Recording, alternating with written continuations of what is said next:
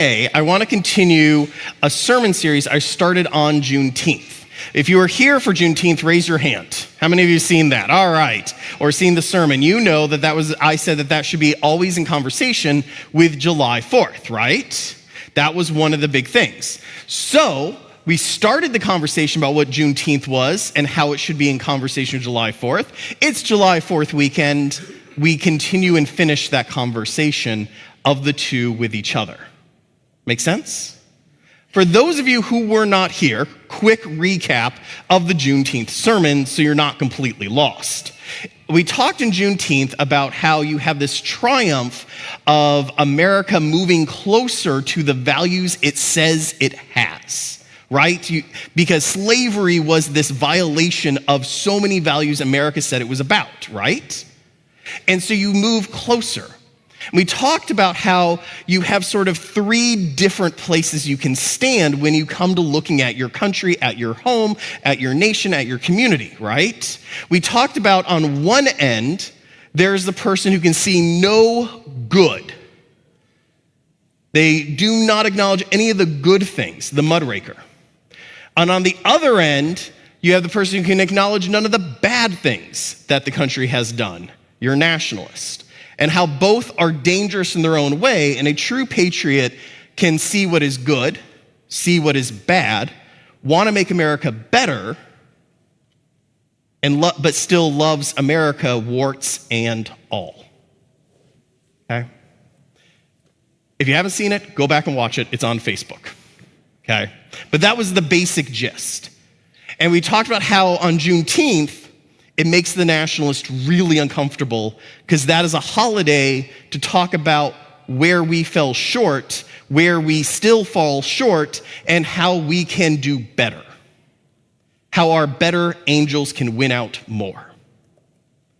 4th of July is the mirror, the opposite, the counterbalance. On the 4th of July, it is really hard for the Mudraker. Because on the 4th of July, we talk about those values, talk about those concepts, talk about how we have done better than others in doing that. But for the Mudraker who only sees American history or only sees what we do and only sees the bad, that's hard. That's painful. Because they don't want to acknowledge that there are ways that we have done good. Ways in which we have reached towards those values, ways in which we have become better era by era, even though we are far from perfect. Today we're going to talk a little bit about that. Because I think the question that got posed to me, or the question that people will often ask, is twofold. One, why are we even talking about this? And two, what's the danger of either? Like, what is the danger of the nationalists? What is the danger of the Mudraker? Usually, most people acknowledge the danger of the other person, but not their own, depending on which way they lean. But the reality is, and the irony is, the danger is the same.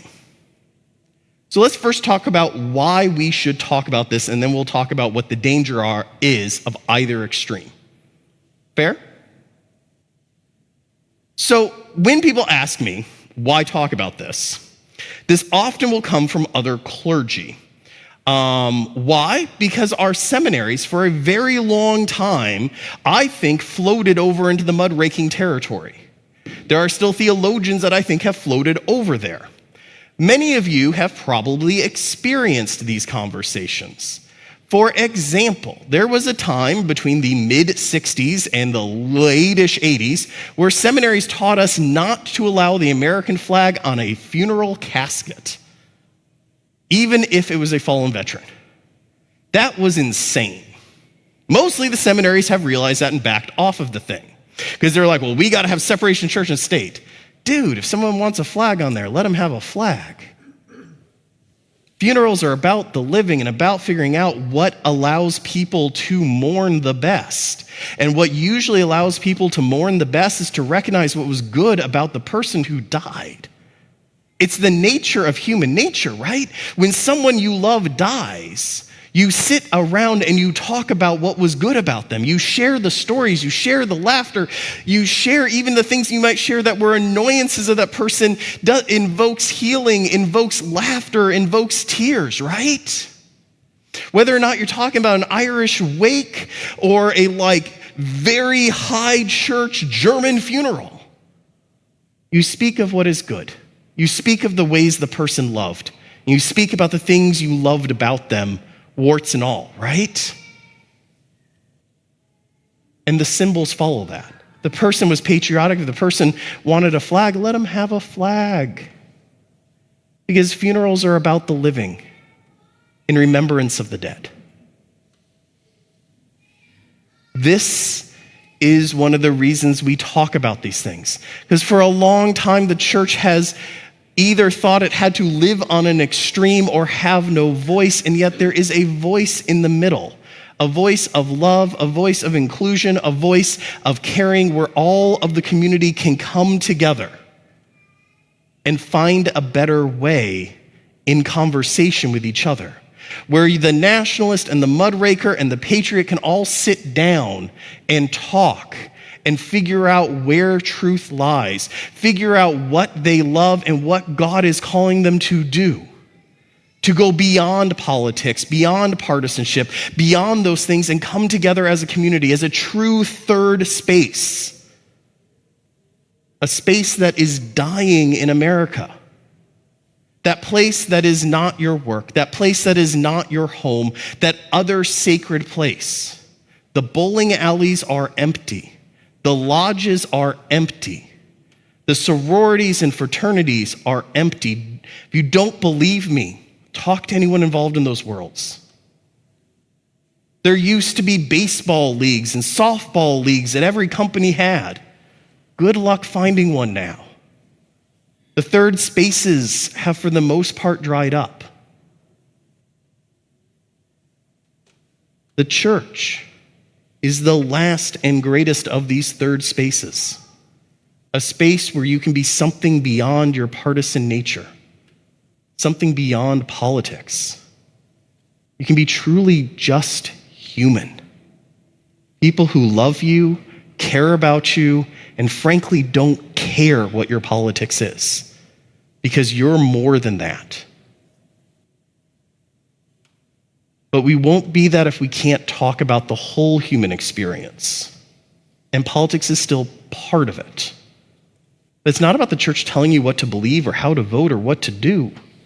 It's about creating a place, a home, a safe space to let you be fully who you are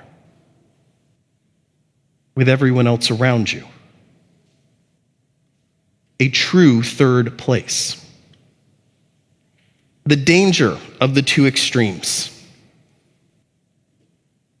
The danger of the nationalist and the danger of the mudraker, ironically enough, lands you in the same place with just slightly different driving directions. The nationalist who can see nothing wrong with the country ignores the underbelly, ignores the ways in which we don't live up to the statements we say. When one does that, it allows it to fester and allows for bad actors to get worse because they know that no one will ever call them on it, because a nationalist looks and says, everything is great, all is perfect, because I don't see all this stuff, because I am almost by definition blind to these other things that are going on. I don't see how our system oppresses people. I don't see how our electoral system excludes groups. I don't see. And therefore, no matter how bad it gets, I still don't see. Where that leads you is to dangerous territories, because then those actors in those places, knowing you will not see it, will just get worse. It's true at home as it is in a community. If you don't acknowledge a problem, you're never going to solve it, right? That's true on every level of being human. Step one, realize there's an issue. Then start figuring out how to solve it. The mudraker is equally blind. See, the mudraker who sits there and sees none of the good leads you down a similar dangerous path. Because the Mudraker looks at us and says, well, everything's horrible, but then we'll look at a place that, or a group that is truly horrible, like Russia. And we'll say, well, we're basically the same. No, we are not Russia. We are not the Taliban. We are not any number of horrible groups out there. We have relatively free and relatively good elections. That is not what occurs in Russia. The Mudraker says, well, we should just take to the streets. You know what? The fact that you can do that without being shot means you don't live under the Taliban. You take to the streets, they simply shoot you. You take to the streets in Russia, they jail you, then they shoot you. We are better than that. On one level, one has to know that, but when we start to make that equivalency, when we start to say like, oh, well, we've done all these bad things, therefore we're the same, you lose perspective. And you can only really go one of two routes, because if you truly believed you live in Russia, then you've either got to say, there is no hope and I give up, or I should fight back and like have a coup. Either one is a bad idea and will historically land you in a worse situation than we actually are in. Either one is a gateway to totalitarianism, is a gateway to actually becoming that. There's a famous photo from the time of Vietnam. A group of protesters, and I've been trying to, I think it's Berkeley. I was searching all week to figure out where this was, but it's a famous photo in which a group of protesters in the 60s take over a statue. I don't even quite know why, but they take over a statue and they plant the North Vietnamese flag on it and claim it for North Vietnam as a victory. That is a great example of Mudrakers going to a bad place. First of all, yeah, America messed up in a lot of ways around that time period. We were never North Vietnam. We were never that level of messed up. Two, what were they even doing? Like, North Vietnam didn't want the statue. They didn't win a battle. They were a group of students who put a flag on a statue until the police came by and were like, okay, yeah, let's stop doing that. It didn't actually help anything. In fact, all it did was enrage the other side more. All it did was break down community more. Now, I tell you, those folks who did that day probably don't realize it because they thought community was already broken because they couldn't see what was good about community. They couldn't see what was actually still there. Fragmented, imperfect, sinful even, but better than what they were saying they wanted. They didn't want North Vietnam. North Vietnam would have killed them right away had North Vietnam somehow won, which they never would have. If North Vietnam actually claimed control of their campus, which would be a physical impossibility, they would have executed most of those students right away. Not what those students wanted, but they didn't understand because they'd gotten trapped in this mudraking world. One last example. Y'all know I come from Texas. I'm very open with my position that the vast majority of Confederate statues should come down because the vast majority of them have nothing to do with the Civil War and everything to do with either civil rights in the 60s or a backlash against integration of the military in the 40s or a backlash against allowing people, BIPOC people into the military in the First World War. That's why the vast majority of Confederate statues come from one of those three time periods. Almost only 2% come from immediately after the Civil War. And most of them are small, not actually statues, they're plaques. Meaning those 98% are about something different. They're not about the Civil War. Now, there was a movement to get rid of these statues. I think a movement that was very legitimate. I think there's conversations that need to be had, but I think that's a legitimate position to have, right? The mudraking side, however, led in Madison, Wisconsin, people to be so angry because all was so broken that they destroyed a series of suffragette statues because they looked old-timey and Civil War-like. They, in fact, took down an abolitionist statue in Madison, Wisconsin because he looked like he was in the Civil War. Like, what? Like, that was the right side of the Civil War, guys.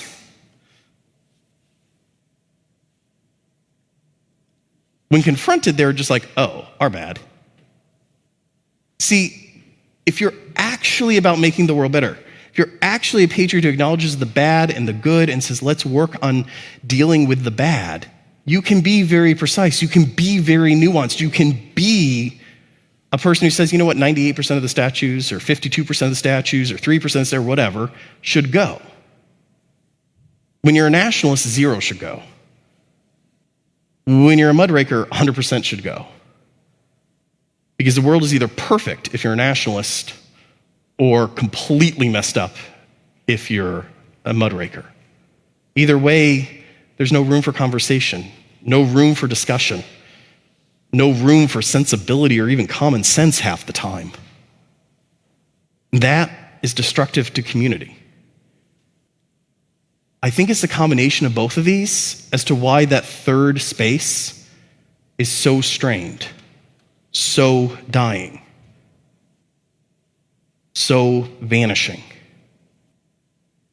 Because instead of being able to stand in the middle and say, there are things we do that are good and exceptional, and we ought to keep doing it. But there are some things we do that are awful and not living up to the values we say we have. Let's work on bringing this out and minimizing this as much as we can. Too many people have gone too far either way and cannot acknowledge the reality that stands in front of them. And when we start to lose our touch on reality is when actually dangerous things start happening. Doesn't really matter which direction. As you go out today, take a few minutes in this conversation between what is good about America that July 4th is to remind us of the freedoms and the ways in which we have become better as a nation. Let that stand in conversation in your own head, in your own family, in your own community with the reminder of Juneteenth, a reminder that we are ever to strive for a more perfect union, a more just society, a place where we live up to those values we spoke oh so many years ago on that July 4th. Amen.